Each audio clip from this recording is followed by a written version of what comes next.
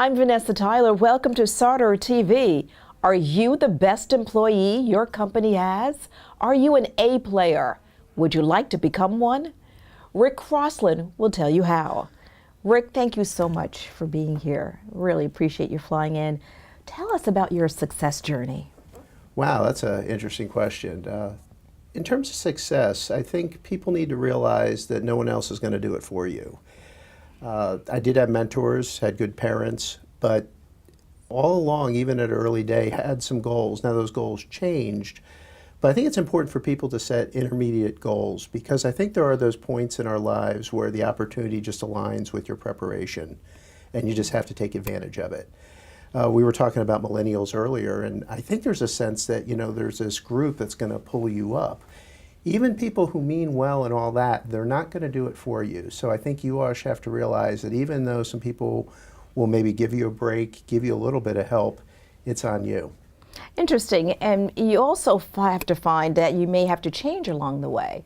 Did you start out one way and then change into another profession? Well, at one point I was a chemistry undergrad at the University of Delaware, and I was thinking about becoming a medical doctor or a medical dentist, and even going Army Corps for that.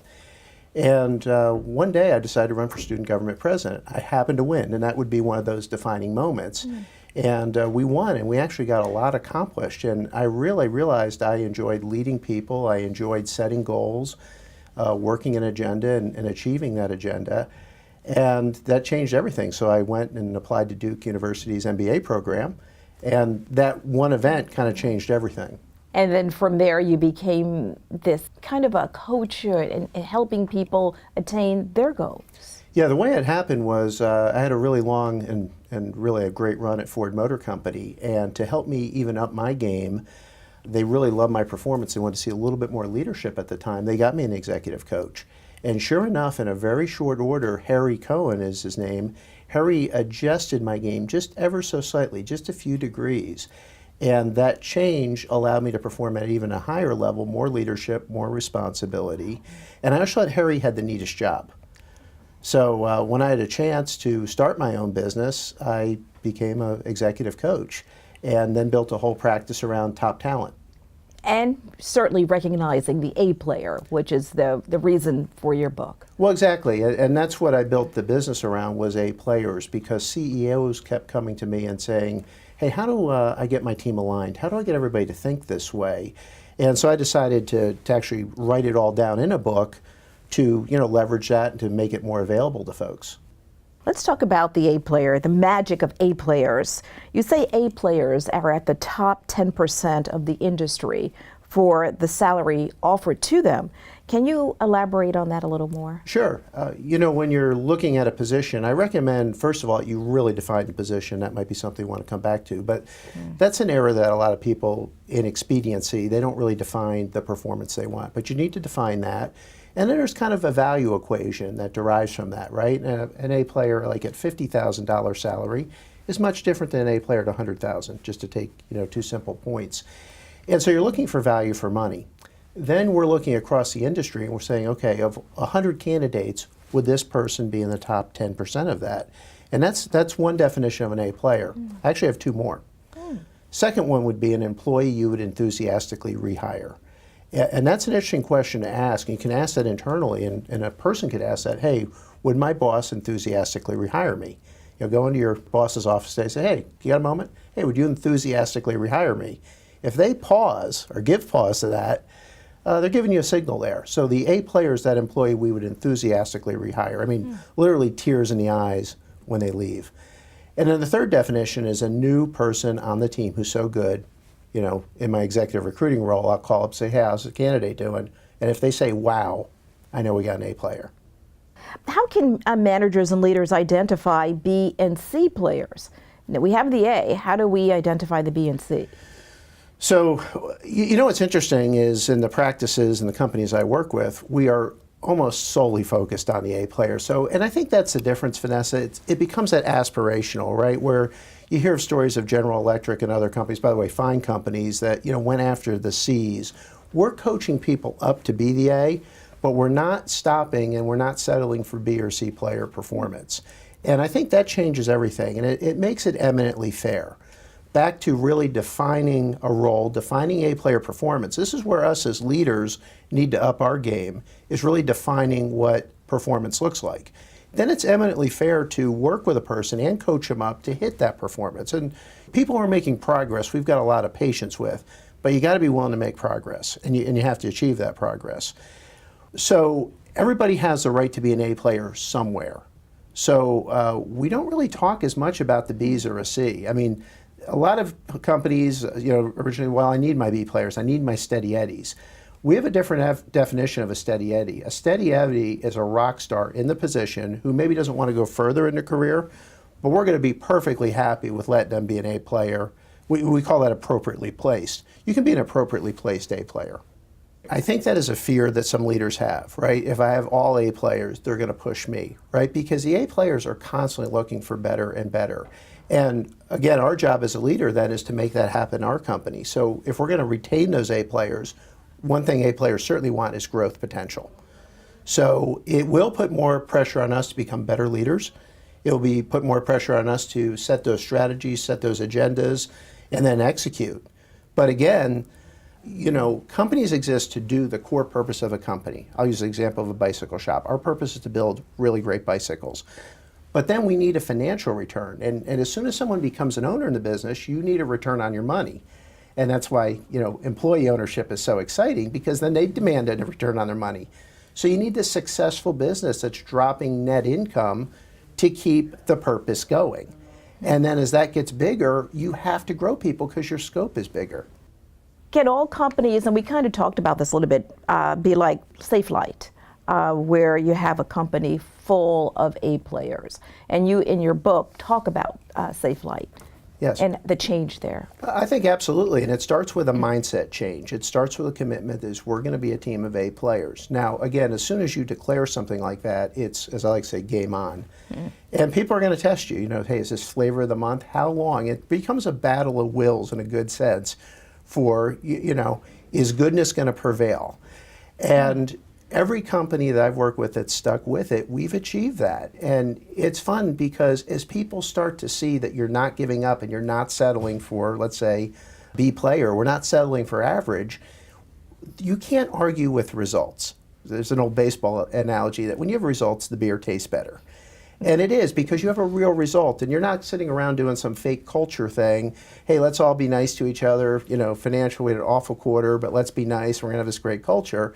When you have a great quarter, a great year, you have all these high-class problems, one of which is, what do we do with the money? And if you have A players, many cases, they're going to say, you know what, yeah, I'd like a little bit of a bump, or I'd like a little bit of a raise, but I'll tell you what, I really want that project that I've been lobbying for. I'd like to get that approved. Can we get that capital equipment so we can make it bigger and better? Mm. And that is just really exciting when you hear people, back to that ownership mentality, that A player mentality, say, boy, let's reinvest it so we can make this even bigger and better. What happened at Safelite? Well, Safelite, was kind of muddling along. They doubled their value over the last couple of years, and it really was a commitment to getting better people. And, they do deep assessments, half-day interviews, on the job. Really, they test to make sure you can do the position, and they just upgraded the talent. And they had a lot of people really looking more at customer value. And literally, what doubled were profits and revenues over the course of 8 to 10 years. So it's a phenomenal story. Did they have to get rid of old employees? Could they just increase the knowledge and the work ethic in current employees? Or did they have to go out and find new? Well, it usually is a mixture of both. So we always want to give people the ability to grow and take that ring and become an A player. And I'll tell you what, when somebody achieves that, they feel better about themselves. I mean, you've increased your value. And what's neat is when you've increased your value, we have to pay you more, which is great. But usually a growing company, we also have to always be bringing in talent because we have so many positions to fill. So in that case, it's been a case of both. What are the continual efforts required to remain an A player?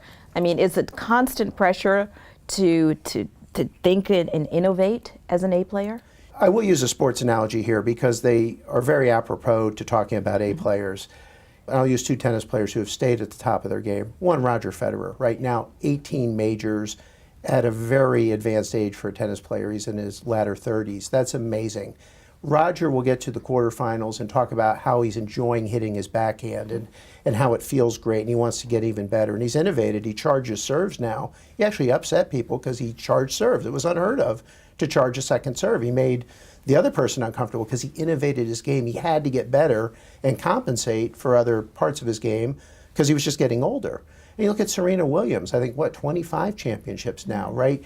Continual. So the A player is putting the pressure on themselves. But, if you look at a Serena Williams or a Roger Federer, and many people go, boy, I'd like that lifestyle, I'd like to be like them. They seem to be very happy people.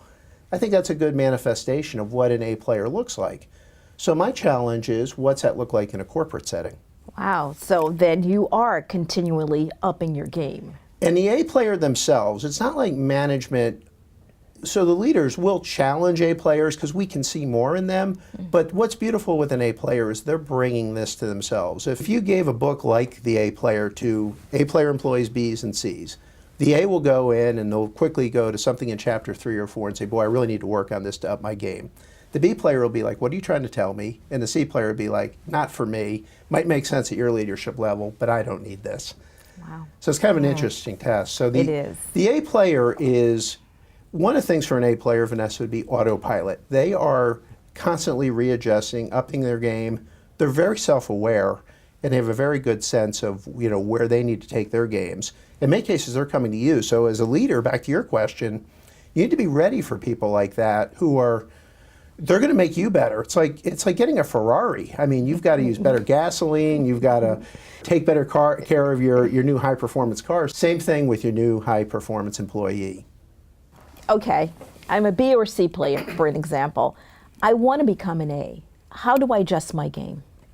Well, learning for one. I mean, most things can be learned, and that's a critical point, right? So IQ's not even fixed. You can improve your IQ by learning, by running math problems, by doing some things like that continually.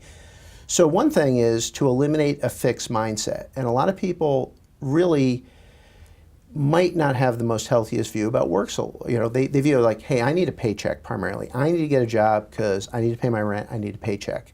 That's pretty low Maslow's hierarchy in terms of being an A player, right? An A player is more like, hey, I do this well. I can add value to this organization. It becomes a virtuous circle because they add more value, they get rewarded. They add more value, they get rewarded.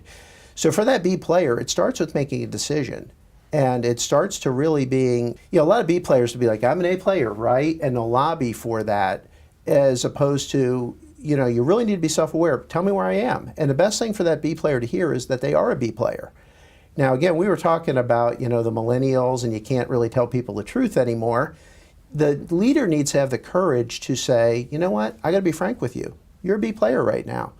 But here's what it takes for you to be from a B to an A. And I will help you. But you need to step up and you do it. Here's the results, here's the activities, and it's a combination of attitude, making a decision, making a commitment, and then changing your activities, which change your results. How CEOs and senior leaders view A players? What do senior leaders value the most in high performers? I think fundamentally, Vanessa, it's trust, right? You just trust these folks more. And you trust them to get the work done. You trust them to treat the assets of the company like they own them. So there's a trust factor that they're going to treat the business like an owner themselves. So that's fundamentally. Trust that the results will be. I mean, certainly, I'm traveling today. I've got a team of A players back. I'm not worried about what's happening at the office. I know they're going to make the right moves. So trust is fundamental. Rich Stoddard, who's a phenomenal CEO, he's a CEO and President Leo Burnett worldwide, one of the best leaders I ever worked for. Actually had a chance to interview Rich for this book, and he said, Rick, it's like the sun comes up. When a team's broken and the A's aren't on it and you have a bunch of B players mucking around, things seem out of synchronicity. When you have the A's and you get that alignment right, it's like the sun comes up. So that's a quote I really appreciate from Rich, and it just, when you talk to the senior leaders, they light up when they talk about A players.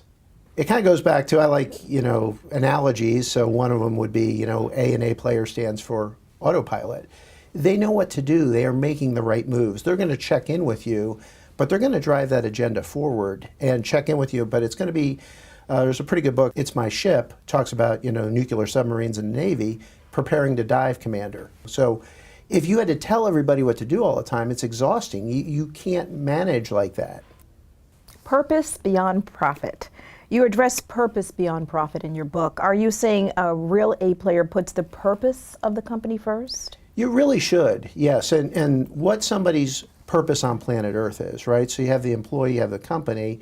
You really need to align purpose. And where you see it go wrong, where you see people who are fundamentally unhappy, they are doing something that's not aligned with their purpose or the company's purpose. How does that fit really in today's culture where there's really no loyalty?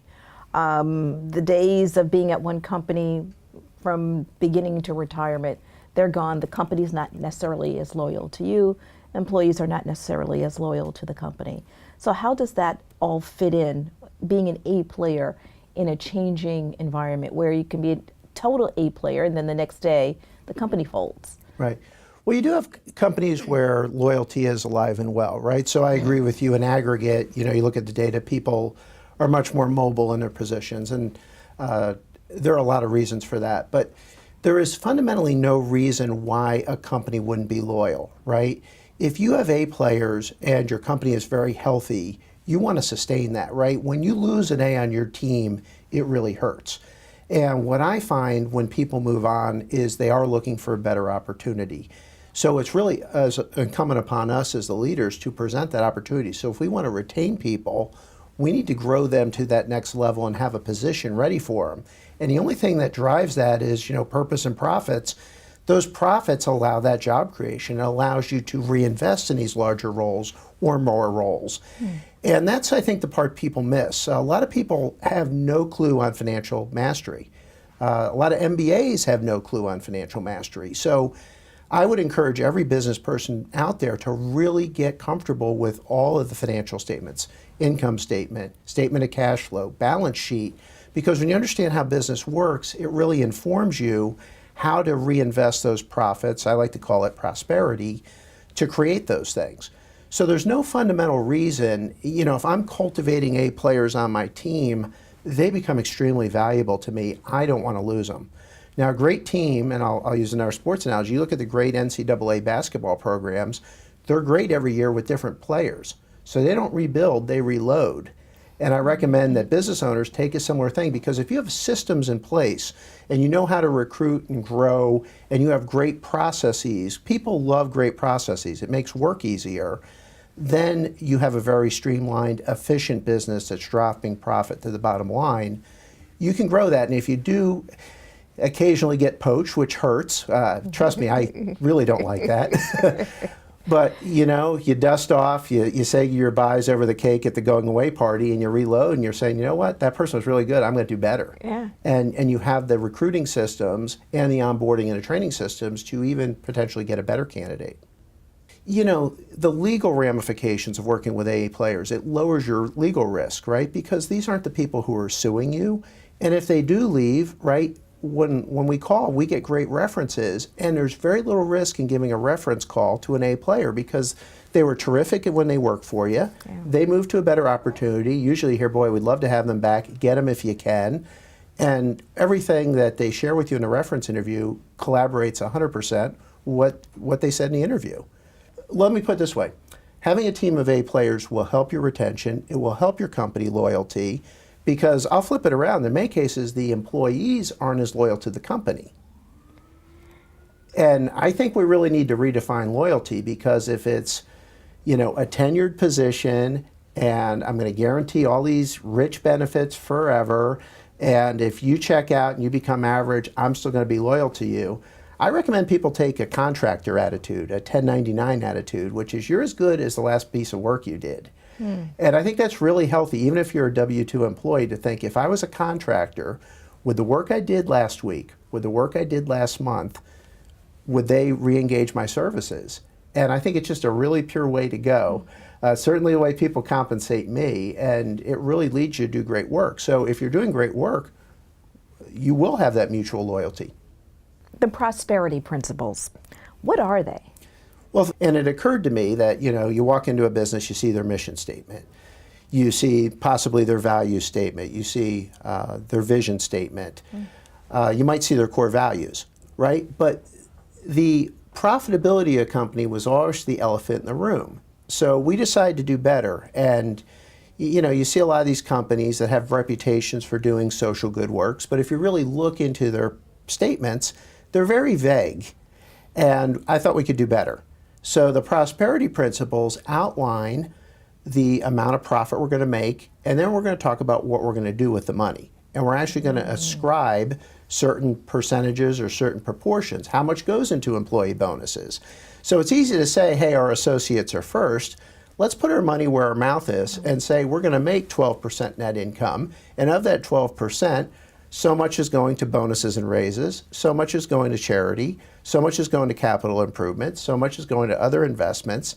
And then back to healthy tension. I used the word pressure before. I like healthy tension. Well then, if we've committed to the Columbus Zoo $200,000, well, we better make our profit number, because then somebody's going to have to go. And I don't think if we miss our profit number, we should have to pay the 200. So I'm going to make things very formulaic and very fair. And we found that really drives alignment, because it is eminently fair. And I like to be very transparent. I really think people should be paid like owners. And most owners are paid, a salary and a bonus. Well, I like quarterly bonus pools and put those out there. And as we hit our numbers, pay out. And you really see great engagement. Yeah. And I really think it's the next step. Business can exist to do great social things, but I want to up our game a little bit and actually declare how much money are we going to donate when we hit a certain profit amount. And to me, the prosperity principles should be something, if our customers saw them or future employees, that we'd be very proud. And somebody said, wow, 12% net income is more than we make. Well, you know what? We should all be abundant, and we'll help you get there too, but don't try to carve into our 12%, because that's very important to our growth and what we want to do with our people. And our social responsibility. I love that. By the way, on social responsibility, I think one of the neatest things to do is, people like control, right? We're America, we like freedom. If people are donating to the Girl Scouts, if they're donating to their causes, one of the best things you can do is actually match them dollar for dollar for their time. And that's a very congruent way to do it. And that makes them feel great. So that's actually a world-class practice. It's very easy to do. But again, we outline those in the prosperity principles. You gave us a valuable tip in the chapter on embracing the financial mastery. Explain. Really the tip, and I alluded to it earlier in the interview, is you need to have net incomes in most industries over 10%. And as far as I can tell, they don't teach this at MBA programs or business schools. They teach you how to analyze financials, but the amount of financial return that's necessary to really reinvest in the business, to reinvest in people, to reinvest and build equity, it's a really fascinating dynamic when that happens. So you got to realize, as soon as you make profit, the government in aggregate's taking about 40% of that. So you need to make a lot of profit to be able to really have a healthy business. So the tip is to be over 10%. Now, one of the things that we do in the businesses I work with is we make a simple income statement. And what's in that simple income statement is, here are the revenues, here's cost of goods sold, here's the gross profit. So everybody knows that. Now, here one little trick we do is we put all the salaries right below gross profit. And you can imagine when most people in the room, whether it's a monthly, quarterly, or annual basis, they see the aggregate salaries of everybody in the business, first thing they say is, wow. And then they're usually looking around saying, are there any B's and C players on this team? Because the number is enormous to most people. It's the biggest fixed expense is salaried headcount. And when you hear about layoffs on that's why I'm so adamant that people understand financials. Because when I joined Ford Motor Company, no sooner had they hired me, they were laying people off. I was sitting there going, wow, this is really weird. How are they bringing me on new, yet we just laid off a bunch of people? Well, it's because of salaried headcount being the largest fixed expense. So you've got to look at people productivity vis-a-vis your revenue and your gross profit. Then you have all your other expenses, which, by the way, look, for the most part, tend to look very small versus your salaried expense. And then you have net income. And I think that's fundamental to being an A player. An A player understands the return on investment the company is getting from their services. And I think that's something just people need to look at. Whatever your salary is, you should be able to trace back what revenue, what cost of goods sold, what gross profit am I producing for my efforts. And if you know that, and if that's a positive and growing number, you're going to be fine. You have job security. because, no company is going to lay off somebody who's productive and driving the bottom line. And I think just people need to understand this. Can you explain the formula to calculate employee ROI? Yeah, so ROI, return on investment. But I think it's really important for people to understand the value they truly drive to the company. I mean, we're in business, we should act like business people. And when you act like business people, fundamentally you understand a business case, which is you have an investment, what do I get back for the investment? And people really should do the same thing. So if you look as a team or as yourself, right, you look at your own salary, because you know that, and ascribe how much revenue you're bringing in, what's the cost of goods sold, subtract your own salary from that. That should be a positive number at this point. And you divide that by your own salary. That would be the return on investment on your annual services. Wow. Now you can look at your team, right? Now you can kind of guess, well, what could our salaries be? Okay, this person here probably makes about what I do. There's 3 of us doing this. Okay, that's this number, this number. Look at your business. Okay, what's your business unit? What's your division generating? And get a sense for that. And, back to, a lot of times, well, who do I let go? Somebody's been here 20 years, right? In a case, it's better to let go underperforming people. It's far more healthy for the team to let go of underperformers so that the performers can thrive. Where most businesses go wrong is they try to hold on to everybody, or everybody gets a haircut. And again, nobody's happy. And they just kind of struggle through, as opposed to getting lean and mean, producing a good return on investment, which allows that growth that we talked about earlier. What are some of the ways employees can think, act, and perform as profit centers?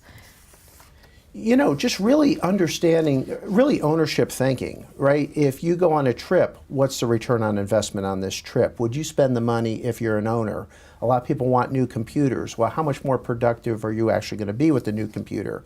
Can you prove out that you're going to get more productivity? A lot of people want programs in their business. Hey, they want to do a loyalty program. They want to do a program. Can you actually deliver the results? If you can deliver the results on, say, a loyalty program or a cost reduction program, any other program that you want, A, you'll get it approved. B, you'll have more fun. And 3, management's going to ask you what your next great idea is, because you are taking an investment and you're returning a greater value to the company.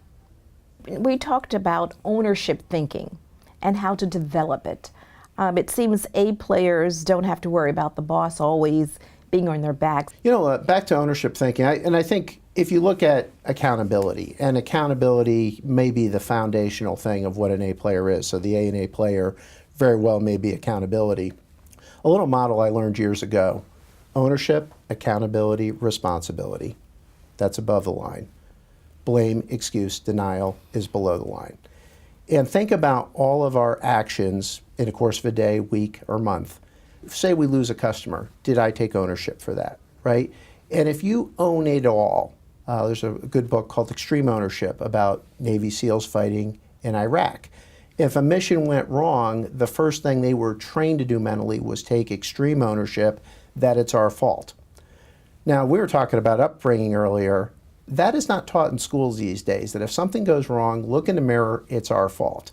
And ownership thinking really goes to that. If something goes, business is tough, right? I think successful people actually have more setbacks than non-successful people. They just cope with them more.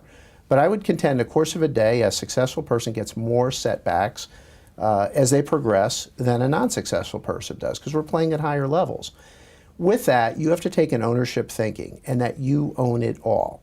And every decision, if you don't like your financials, your results right now, look in the mirror, you own them. We all have these folks in our lives, right? They want to throw the monkey on you. Blame, excuse, denial. It's always somebody else's fault, somebody else's blame. They have all these excuses why they're not getting it done. We call them reasons to be nice to them. And then, there's a fundamental denial that, they think they're good, but they're not. And, back to ownership thinking, even if you're an entry-level employee, practice ownership thinking. Would you do this if you own the company? And it's interesting, a lot of people want stuff. It's like, hey, write up a business case. Are you willing to stick your neck on it? And they don't follow up ever with the business case because they didn't believe in it like an owner. Everything has a business case. Put your plan in writing. How does an A player differ in his or her approach from other players while presenting a problem to management? Right. Well, one thing you said there was put it in writing. when you put it in writing, it actually forces your brain. It's actually psychoneuromotor skill. So when you write something down, it usually helps your thinking. You know, how many times do we think we have a good idea in our mind? It looks differently when we commit it to paper. And so that process alone is going to help us refine a business case. You know, what's going to work in it, what's not going to work, contingencies, next steps. So writing it out. And when I talk about business case, I'm talking about a short 2 or 3 page plan. It could be a 1-page plan. So 1, 2, or 3 page plan. Present to management. Here's the problem. Here's the solution. Here's what I'd like to do about it. Here's 3 options. Here's why these 2 won't work. Here's the investment required. Here's what you get for your money. So that's fundamentally what's in a business case. And I recommend, you know, all expenditures, large or small, you write a business case up. And that's far more effective. A lot of people come and they keep hitting up their management team. Oh, I wish we could. We should do this. We should do that. And because it's not thought out, it really comes across as hip shooting. And those things typically don't get approved. It's kind of a very scattered way to do business. As opposed to a short, written out plan presented. And, you know, I'm planning to do this. I'm looking for your approval. As A-player leaders love that because somebody is thinking on our behalf, they're driving the business forward, they've thought through this, and they're going to make a commitment to do it. Now, will they be successful 100% of the time? No, but they'll be successful a very high percent of the time.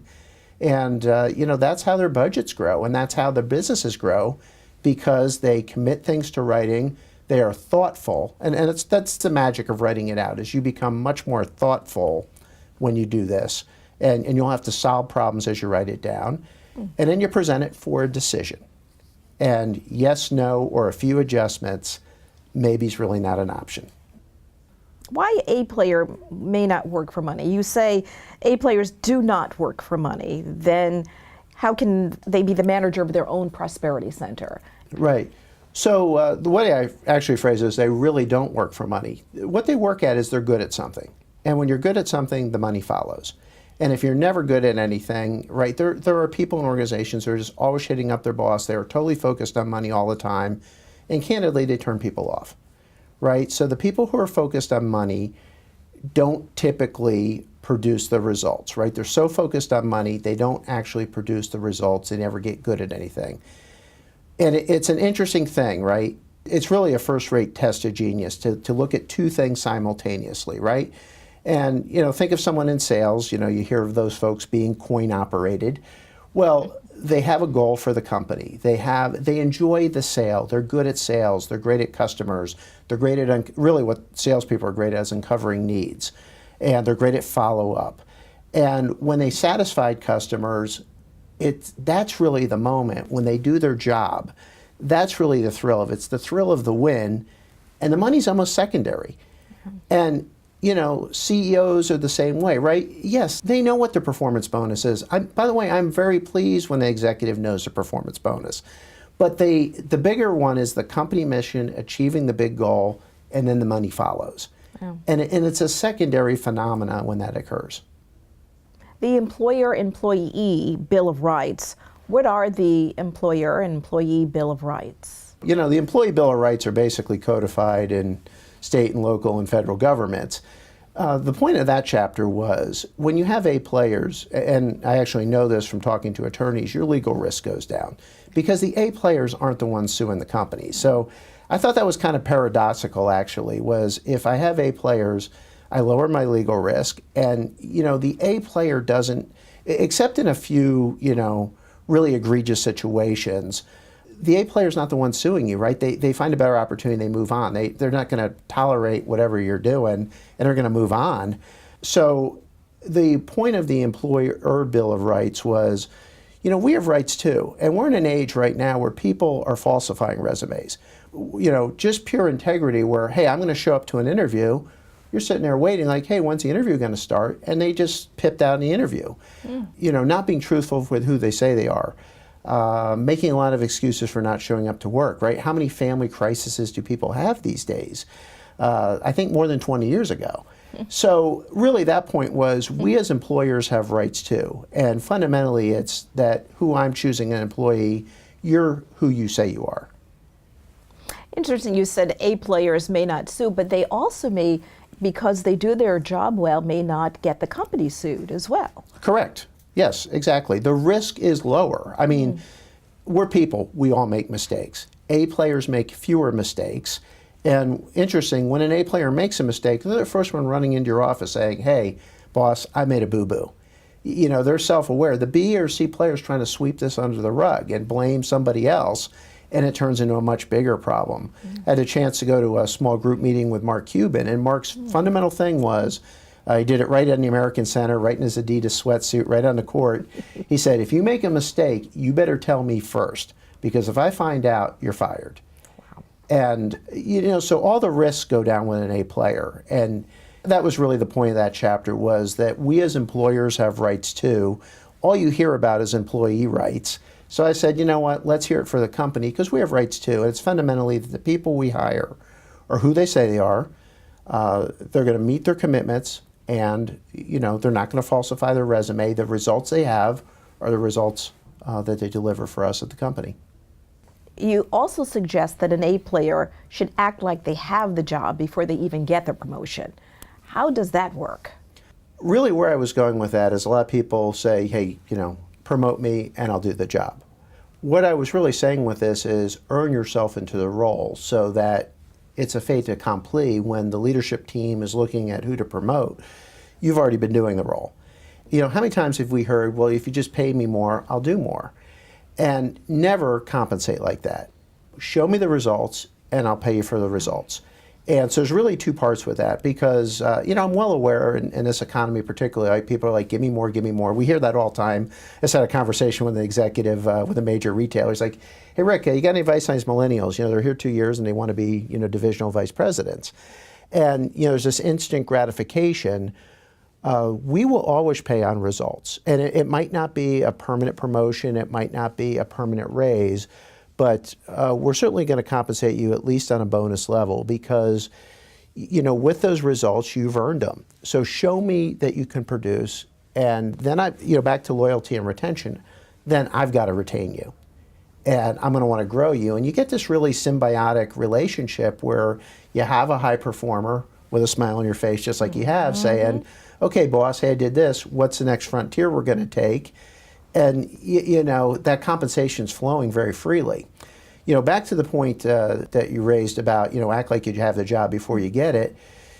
A lot of times, hey, you know, I want to be president, and people are politicking for these roles. You know, once you have the results, leadership, I mean, we are looking for people to fill these roles all the time. And that's one of the big things that people don't realize, is leadership is actually looking heavily at succession planning. Make it an obvious choice. Do the role before you have the title. People will see you do the role. They'll see that your purpose is in the right place.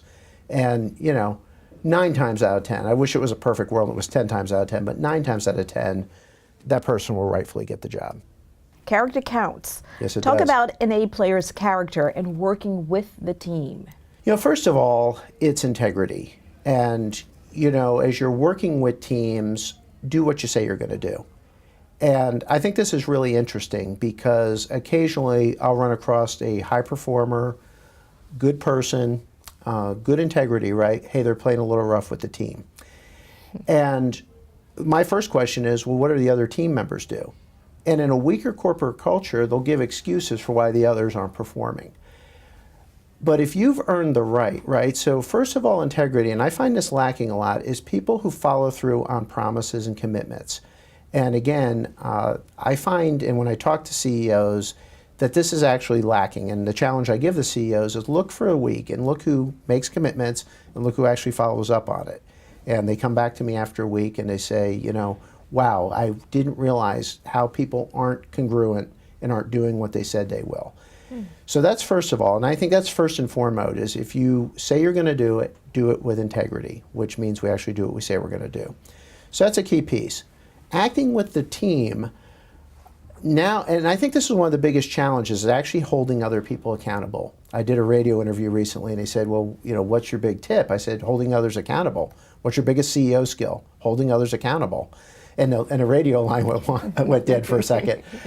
But really, that is a trick, and that requires a lot of emotional intelligence. And the truly transformational leaders are pulling that out of others because of who they are, and we don't want to let them down. You know, I tell people, if you want to become a better leader, the quickest way there is to upgrade your team. Yeah. And that's where you may have to let some people go. Yes. You know, and I've seen plenty of good leaders who bang their head against the wall, you know, trying to coax it out of people who just don't fundamentally want it. And that gets hard.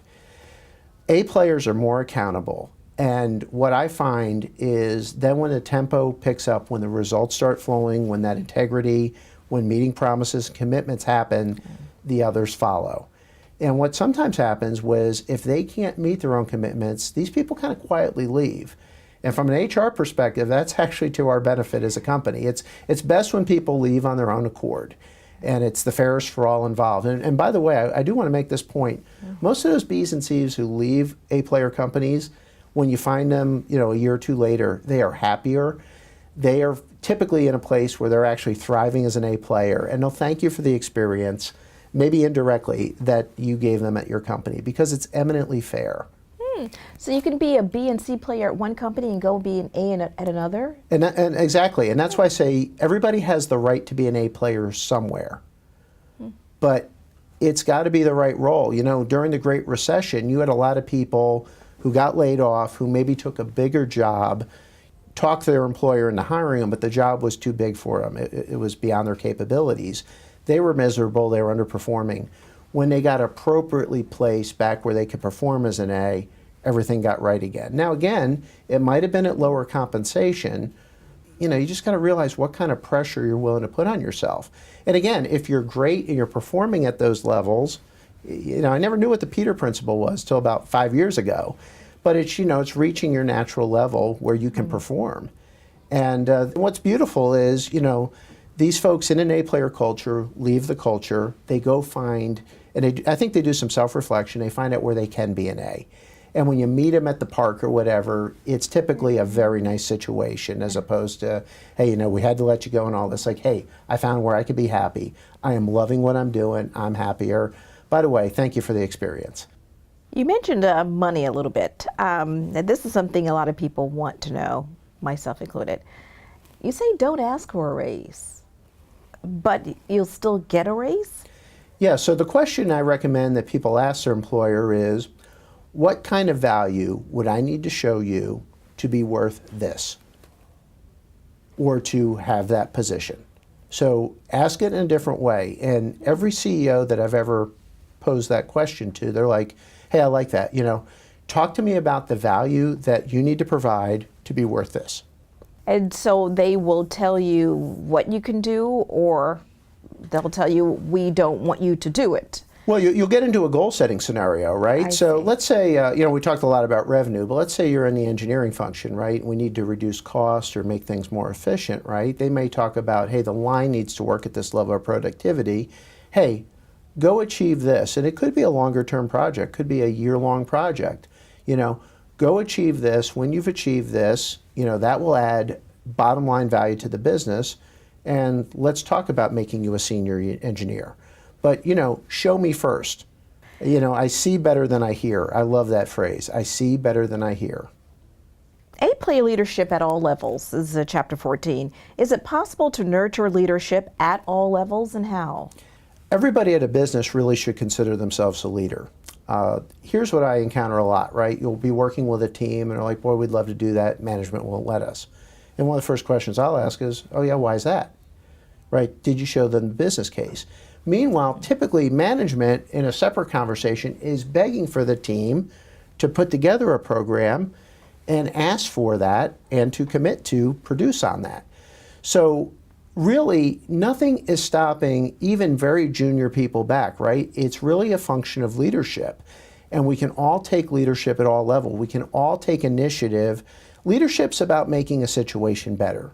And really it's that, hey, we're at point B, here's what point A looks like, here's my plan, do I have approval to proceed with my plan? What are some of the techniques to identify a team player during an interview? So first and foremost, interviews need to be behavioral based. Okay, two primary types of interviews. The experts will all say go with a behavioral based interview. What someone has actually done is the best predictor of future success. So that's a behavioral-based interview. The other type of interview is a situational, or as I like to call, a hypothetical interview. That's what you think about things and how do you see things working in the future. The fundamental difference is you can make up the latter, but you can't make up the former. Most interviews are also too short. Most of the interviews that I recommend for even mid-level executives, we do some entry-level people as well. So senior level people, it's going to be 3.5 to 4 hours. For a mid-level person, it's going to be 2 hours. For an entry, it might be an hour and a half. We go deep. We start at high school.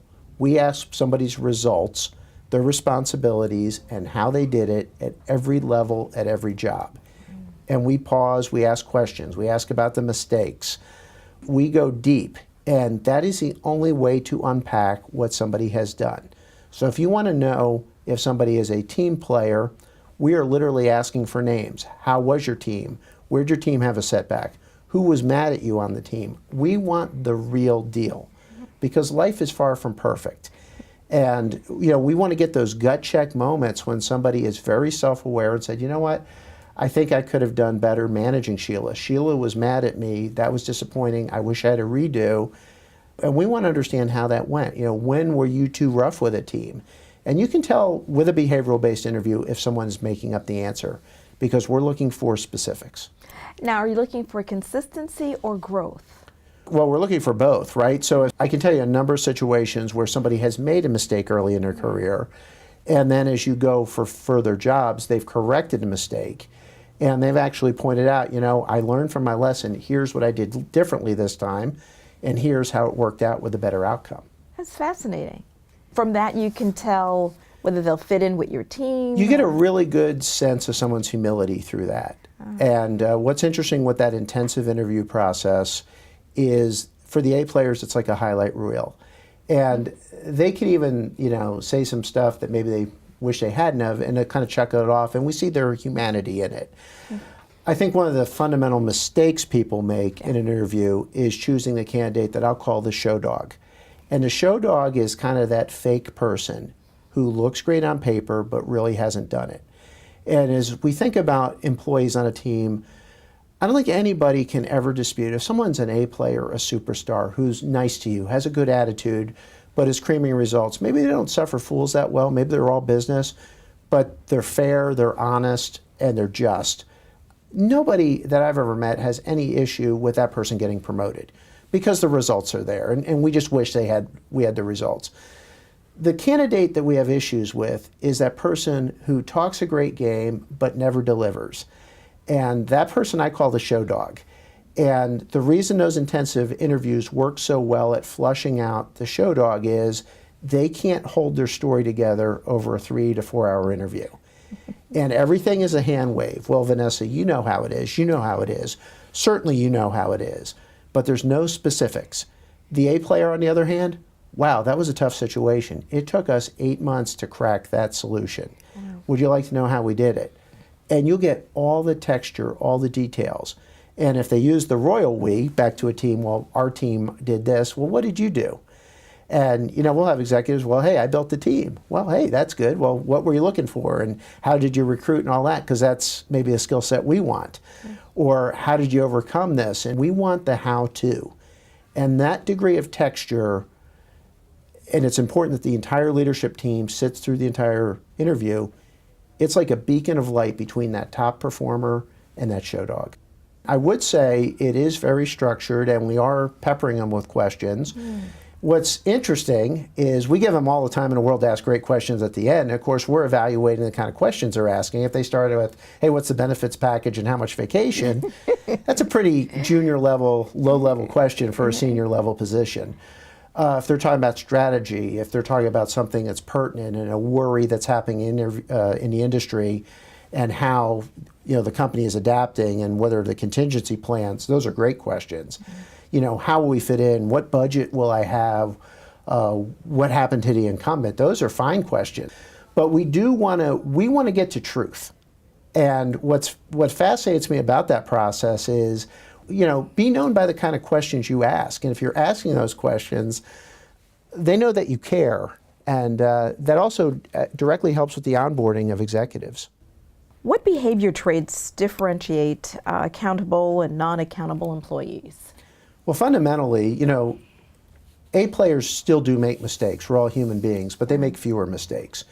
Fundamentally, and I found this out through observation, when an A player makes a mistake, they're the first one to raise their hand. They're so self-aware and are saying, hey boss, I made a mistake, we got a problem, here's what I've done to already start to fix it, but you need to know, or I need some help. The A player does that. The B's and C's try to blame accountability on someone else. And the A player is like, listen, I signed up for it, I missed it, it's my fault, I'll correct it. Or, some things aren't correctable, right? The quarter passed. The only thing you can do is fix things for the next quarter. But that A player is taking ownership, they're taking their lumps, and they're moving on. The B's and the C's come in with a story. And, I don't want a story, I want a number. And that's why I write boxes a little small, because I want a number, because a story won't fit in the little box, just a number will. Talk about the A player's hard work. Is it necessary for the A player to be at the job from sunup to sundown? Vanessa, that's a great question, and you hear a lot these days about work-life balance.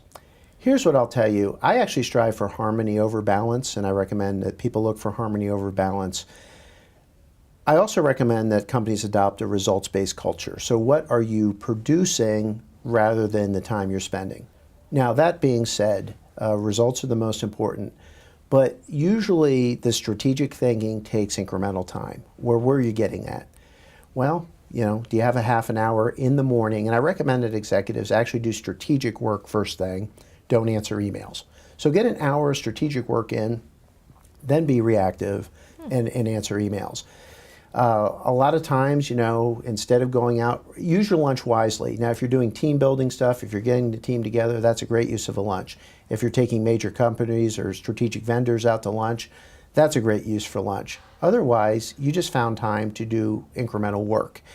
Same thing in evening. Now, again, with all the technology we have, we actually know that remote workers tend to give more incremental time than on-site workers. A lot of the best thinking, the strategic stuff, does come on a Saturday morning. It does come on maybe a Thursday night or a Thursday morning. So you do need a little bit of incremental effort. And I think the guideline here is to be in the top 10%, you've got to be willing to do what those in the bottom 90% are unwilling to do. And again, I strive for harmony over balance. Can I do that? Can I have fun doing it? Can I do it and make it so I don't miss out? Can I do a little bit of really intensive, maybe a 30-minute shot, 45-minute shot of strategic work on a Saturday morning over a cup of coffee, watching the birds outside in my backyard? That can be very enjoyable because the grind of the day-to-day might not allow me to do it. So we need a little bit of that. I mean, by no means am I telling the work people, don't work into the ground, but usually the people at the senior levels are working 6 or 7 days a week, doing a little bit of something. Find harmony over balance would be my recommendation. And, particularly when you're building strategic initiatives or, taking that next step, you got to do the hard work so the easy work follows. If you don't do the hard work, the easier work doesn't follow. Be coachable. The A player is doing everything right, hitting targets, breaking records. What are they to be coached on? Well, it goes back to growth mindset versus fixed mindset. And I would say the best in his or her chosen profession is always coachable, right? Those are the ones who are the most self-aware, always know where their games can be improved. When I'm working with executive leaders, it's one of the first questions I ask them is, actually I ask, how are you coachable? And that yields a little bit different result, right? Because people say, oh yeah, I'm coachable because it's the thing that people want to hear. But are you truly coachable, right? Are you willing to have somebody expose a blind spot that you have? Because typically our strengths are also our weaknesses. And, what characterizes the top people is that level of self-awareness and where they can get better. Where can they get clearer at communicating? Where can they get better at strategic visioning? Where can they get better at execution? Where can they get better at customer service? And the question is, what can I get better at? And then you can put together an entire program around improving that. And that's fun for people. And that's the fundamental thing that I really think people should be looking for in executives. Are they willing to grow? If we're as good as we've ever been, that's a pretty dull place to be. And the best in the business, and that's what's so refreshing about the top executives. You ask them a couple great questions, and they're like, you know what, that is my weak spot. I'm working on that. What ideas do you have? And they'll jump into it right away, and they're looking for any edge possible. Now, of course, the coach has to be credible. So people only take advice from credible people who can help them. But it's interesting, you could talk to CEOs, pro athletes, and ask what would improve their business, what would improve their game, and I'll actually tell you. That's tricky though. Suppose the A player is saying, well, I don't think this coach is credible, but the coach is like, I am credible. That's what separates the great coaches from the good coaches, right? And the great coach is going to ask the question in a way that's going to get the executive to think, because typically the executive knows the answer. So it's not the coach's job to always know the answer. It's to ask the right question that prompts a solution. And it will trigger something in the A player to say, you know what, I feel that as well. I think this is something that's going on in the country right now, is adult people hate to be told what to do. So a coach is not telling an executive what to do. They're asking them what will work to make it better and demanding a plan from that executive. And I think if we had more coaching and less telling in the world, it'd be a better place. Attitude. That matters as much as domain expertise. While recruiting, should hiring managers find a balance between the two? Please share an example. Well, as we alluded to earlier, our recruiting process is very tough, very stringent. We have about 4 hours that the candidate is putting into the process before they set foot at our company. So we are going to get a lot about their attitude. And if they're not willing to do a couple of online assessments that take them a couple hours, if they're not willing to do the pre-screening interviews, you know, we're putting a little bit of legitimate pressure on the candidate. So we're going to get the attitude if they have it. And we are also, you're absolutely right about positive attitude, right? We want somebody who wants to work for a higher purpose. We're looking for someone who's not coin operated, who, you know, is only there for money, and if for some reason there's a miss in the quarter and the money temporarily dries up, they're out of there. So yeah, with that attitude, and that attitude needs to drive a solutions mindset, it needs to drive a growth mindset. That positivity, you know, most things can be solved. And going back to, we're going to have a lot of setbacks. We need someone with an attitude that's going to buoy us through those setbacks. Talking about attitudes, an attitude of gratitude is in chapter 20. You say people pick up on your cues of gratitude. Can you explain what do you mean by that and how it impacts performance? You know, we're in New York City. This may reach an international audience, right? But probably anybody watching this has a lot to be grateful for. And I think as we go and maybe you're looking towards a stressful day, you know, be grateful for the warm bed you woke up in. Be grateful for that nice cup of coffee. Be grateful for those significant people in your life. Be grateful that you have a job. And, you know, when you start kind of fundamentally like that, it really frames things differently. I can't recall how many, you know, really tough, contentious 8:30 clients where, you know, we were going through something tough in the business and they might want to lash out at me. And, you know, literally I'd say a little prayer in the morning and be grateful for those things, and, you know, be grateful to have clients in a thriving business and all that, and, you know, drive to my office. And it's amazing the mindset difference that makes. So, you know, I think first and foremost, if we're not grateful for what we have now, we're not going to be grateful for what we get in the future. And the A player has that center. It's almost a spiritual center. Do you find Absolutely. that the A players have that? I find that most A players are spiritually rooted, and you know, they have a faith in something bigger. And again, we have to have that gratitude, right? Most people in the executive realms have had amazing opportunities. Now, many of them have earned every ounce of those, but still be grateful for the talents that were God-given to you. I think that focus really sets a lot. It doesn't mean we can't be hungry and we can't look for the next things, but we do, and we don't necessarily even have to be content, but I do think we need to be grateful. What are the EI skills and abilities required for an A player to progressively succeed in his or her career? Well, great question. So emotional intelligence, you know, if you look at a lot of the executive skills and you look at the executives who are at the highest levels, they tend to have very high emotional intelligence. Well, what factors are driving that? You know, one for sure is the ability for delayed gratification. So everything doesn't have to come immediately to them. they're willing to play a longer game. And I think most of us, when you asked, we started this interview with, success principles, is be willing to take a longer game. Things are challenging. They take a long time. Most of us who stick with something, most excellence is garnered over 10,000 hours. So, you have to have that long-term payoff and that we're going to win in the long term. So that's a key one. The other one is, can I read people? And some of us are just more naturally better at this than others. But it is, again, a learned skill. And if you put others' needs first, are you seeing where others are coming from? Can I feel his or her emotions? Can I put myself in their shoes? What must their point of view be? Can I put their agenda ahead of mine? Those are ways to engender those EQ skills. Those emotional intelligence skills are why some people are immediately likable, because they connect with you. And those are skills that, again, my son's a budding engineer. Even with engineers, he'll be a freshman at Ohio State, they're looking for those interpersonal skills. Can you communicate well? Are you in touch with others' feelings? Are you willing to put, short-term gain for a bigger long-term return? How can leaders make use of emotional intelligence as a powerful tool to create a highly productive organizational culture and improve critical work relations? Do workshops on emotional intelligence, talk about it. The skills are pretty readily available. There's some excellent books and resources on this. There's also some very affordable assessments to actually get a sense of your emotional intelligence. Emotional intelligence is also, it's fundamentally two things. One, it's fortitude, and two, it's the ability to connect with others and pick up on others' emotions. And, those can be learned skills. 360 feedback's a great way to do it.